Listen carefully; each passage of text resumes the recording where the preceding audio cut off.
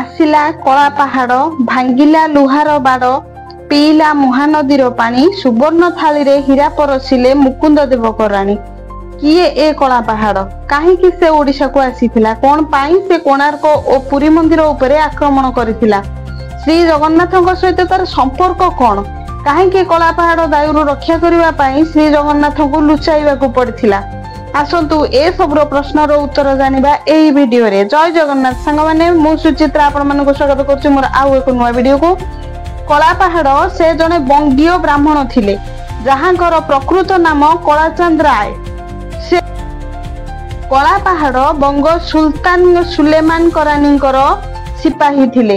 ସେ ବୀର ଯୋଦ୍ଧା ଥିଲେ, ଅଦମ୍ୟ ସାହସୀ ଏବଂ ଶକ୍ତିର ଅଧିକାରୀ ଥିଲେ। କଳା ପାହାଡ଼ଙ୍କ ବୀରତ୍ୱ ଓ ସାହସ ଦେଖି ତାଙ୍କ ଉପରେ ଆକୃଷ୍ଟ ହୋଇଯାଇଥିଲେ ରାଜକୁମାରୀ ଦୁଲାରୀ। କଳା ପାହାଡ଼ ମଧ୍ୟ ଦୁଲାରୀଙ୍କୁ ଭଲ ପାଇ ବସିଥିଲେ ଏବଂ ବିବାହ କରିବାକୁ ମଧ୍ୟ ଚାହୁଁଥିଲେ। ଯେହେତୁ ଦୁଲାରୀ ଇସଲାମ ଧର୍ମର ଥିଲେ, ତେଣୁ କଳା ପାହାଡ଼ଙ୍କୁ ତାଙ୍କ ଧର୍ମ ପରିବର୍ତ୍ତନ କରି ଇସଲାମ ଧର୍ମରେ ଧର୍ମାନ୍ତରୀକରଣ ପାଇଁ କୁହାଗଲା। ଧର୍ମ ପରିବର୍ତ୍ତନ କଲେ ସେ ଦୁଲାରୀଙ୍କ ସହିତ ବିବାହ କରିପାରିବେ ବୋଲି ଧର୍ମବିଦ ମାନେ ତାଙ୍କୁ କହିଲେ। ତାପରେ କଳା ପାହାଡ଼ ନିଜର ଧର୍ମ ପରିବର୍ତ୍ତନ କରି ଦୁଲାରୀଙ୍କୁ ବିବାହ କଲେ।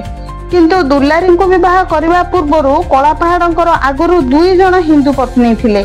ଦୁଲାରୀଙ୍କ ବିବାହର କିଛି ଦିନ ପରେ କଳା ପାହାଡ଼ ତାଙ୍କ ପୂର୍ବ ପତ୍ନୀ ମାନଙ୍କ ପାଖକୁ ଫେରିବାକୁ ଚାହିଁଲେ। ତାଙ୍କର 2 ପତ୍ନୀ ମଧ୍ୟ ତାଙ୍କୁ ସ୍ୱୀକାର କରିବାକୁ ରାଜି ହୋଇଯାଇଥିଲେ, କିନ୍ତୁ ତାଙ୍କ ମା ଓ ସମାଜ ତାଙ୍କୁ ଗ୍ରହଣ କରିବାକୁ ରାଜି ହୋଇନଥିଲା। ଅନେକ ବାଦ ବିବାଦ ପରେ ପୁରୀର ମୁକ୍ତି ମଣ୍ଡପରେ ନିଜର ଧର୍ମ ପରିବର୍ତ୍ତନ କରିବା ପାଇଁ କଳା ପାହାଡ଼କୁ କହିଲେ। କଳା ପାହାଡ଼ ପୁରୀ ଅଭିମୁଖେ ବାହାରିଲେ। ସେଠାରୁ କେହି ମଧ୍ୟ ତାଙ୍କୁ ଗ୍ରହଣ କରିନଥିଲେ, ବହୁତ ତିରସ୍କାର କରିଥିଲେ। କଳା ପାହାଡ଼ ହତାଶ ହୋଇଗଲେ। ସେ ଜଗନ୍ନାଥଙ୍କ ପାଖକୁ ଯାଇ ଅନେକ ପ୍ରାର୍ଥନା ବି କଲେ, କିଛି ସୁଫଳ ମିଳୁନଥିଲା। ତେଣୁ ସେ ରାଗି ଯାଇ ପୁଣି ଥରେ ମୁସଲମାନ ଶୈଳୀକୁ ଫେରି ଆସିଲେ। ମୁସଲମାନ ଧର୍ମ ଗ୍ରହଣ କରି ନିଜ ସ୍ତ୍ରୀ ସହିତ ରହିବାକୁ ଲାଗିଲେ। ଏହାପରେ କଳା ପାହାଡ଼ ଧୀରେ ଧୀରେ ହିନ୍ଦୁ ଧର୍ମକୁ ଘୃଣା କରିବାକୁ ଲାଗିଲେ ଏବଂ ନିଜର କ୍ରୋଧକୁ ଆକ୍ରମଣ ଓ ଧ୍ୱଂସ ମାଧ୍ୟମରେ ଦେଖାଇବାକୁ ଲାଗିଲେ। ସେତେବେଳେ ଓଡ଼ିଶାର ଶେଷ ହିନ୍ଦୁ ରାଜା ମୁକୁନ୍ଦ ଦେବଙ୍କର ଶାସନ ଚାଲିଥାଏ। ଅନେକ ରାଜ୍ୟ ଜୟ କରିବା ପରେ ଅନେକ ଜନହିତ କାର୍ଯ୍ୟରେ ମୁକୁନ୍ଦ ଦେବ ଲାଗି ପଡ଼ିଥାନ୍ତି। ସେତେବେଳେ ଦିଲ୍ଲୀ ସିଂହାସନରେ ଥାନ୍ତି ମୋଗଲ ସମ୍ରାଟ ଆକବର। ସୁଲତାନ ଥାନ୍ତି ସୁଲେମାନ କରାନୀ। ଆକବର ଚାହୁଁଥିଲେ ରାଜା ମୁକୁନ୍ଦ ଦେବଙ୍କ ସହିତ ବନ୍ଧୁତା ବଢାଇବା ପାଇଁ।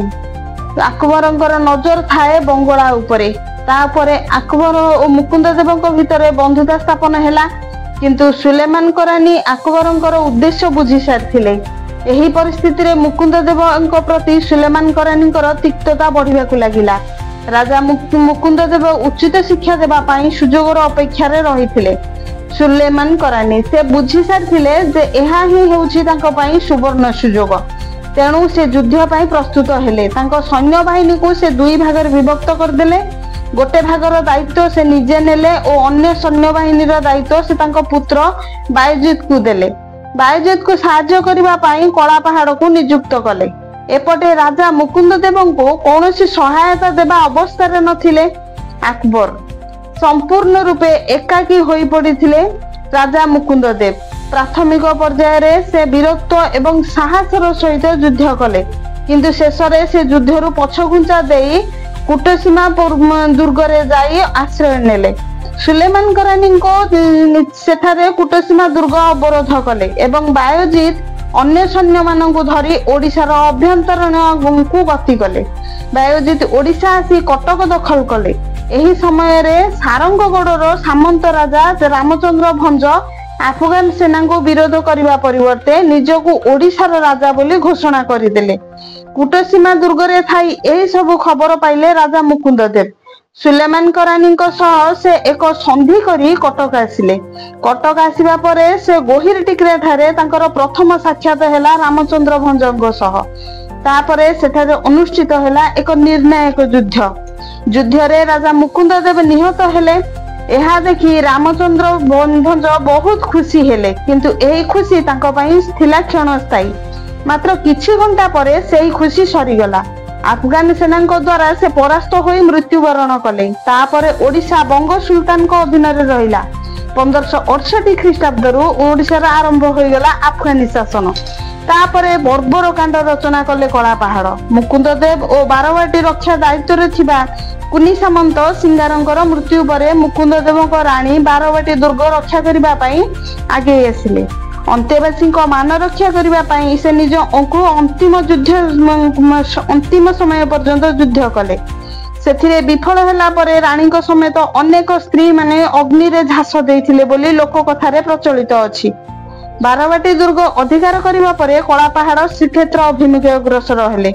ଏହି ସମ୍ବାଦ ଜଗନ୍ନାଥଙ୍କ ସେବାୟତ ମାନେ ଯେତେବେଳେ ପାଇଲେ, ସେମାନେ ମହାପ୍ରଭୁଙ୍କୁ ନେଇ ଚିଲିକାର ଏକ ଦ୍ୱୀପରେ ଲୁଚାଇ ରଖିଲେ। ଏହି ଖବର କଳାପାହାଡ଼ ତାଙ୍କ ଗୁପ୍ତଚର ମାନଙ୍କ ଦ୍ୱାରା ପାଇଗଲେ।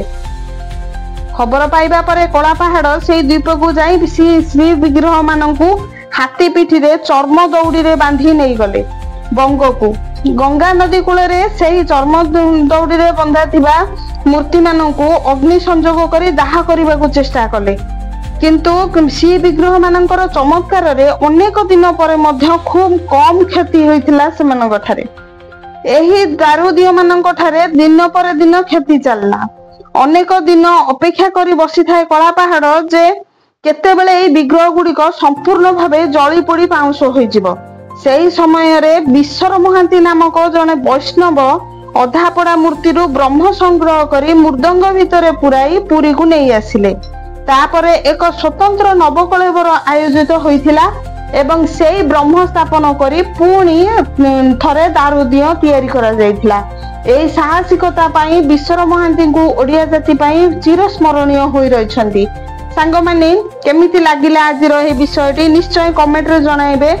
ମୋ ଚ୍ୟାନେଲରେ ନୂଆ ଥିଲେ ସବସ୍କ୍ରାଇବ କରିବାକୁ ଭୁଲିବେନି। ଛୋଟ ଲାଇକଟେ କରିଦେବେ। ରହୁଛି, ପୁଣି ଦେଖାହେବ ଆଉ ଏକ ନୂଆ ଭିଡିଓରେ। ନମସ୍କାର, ଜୟ ଜଗନ୍ନାଥ।